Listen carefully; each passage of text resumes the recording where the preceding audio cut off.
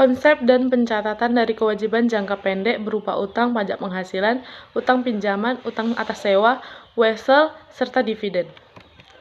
Dengan dosen pengampu Bapak Wirmi Eka Putra, SEMSI, dan disusun oleh saya sendiri Kilka Yunanda Jeritonga dengan NIM C0C019-017. Akuntansi utang pajak PPh pasal 21 atas pembayaran gaji karyawan. Jurnal PPh 21 adalah pencatatan potongan pajak atas penghasilan pasal 21.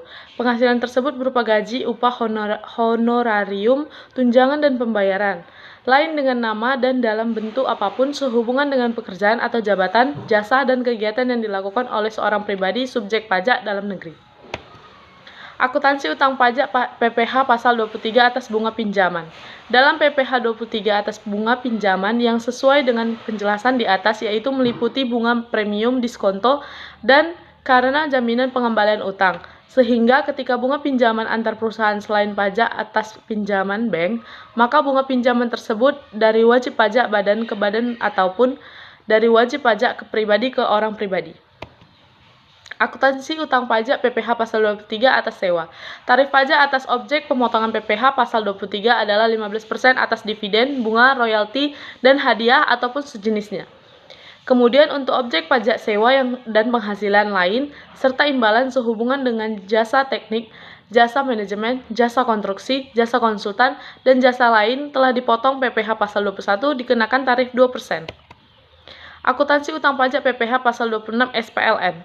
Dalam hal Anda memberikan penghasilan kepada subjek pajak luar negeri atau SPLN, yang harus Anda lakukan adalah satu, tentukan dahulu apakah benar lewat transaksi Anda adalah SPLN.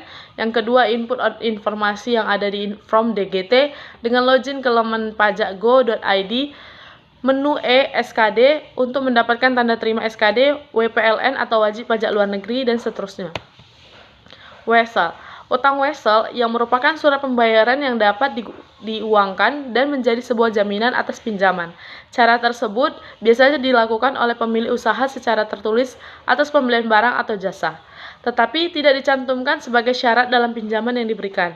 Yang kedua ada dividen. Sifat dividen ini dikatakan sebagai utang karena perusahaan memiliki kewajiban dalam membayarkan sebagian keuntungan yang dimiliki perusahaan kepada para pedagang saham, pemegang saham, atau utang dividen. Ini juga dimulai pada saat pembagian dividen dan dapat dikatakan sebagai utang jangka pendek karena pembayaran tersebut tidak lebih dari 1 tahun.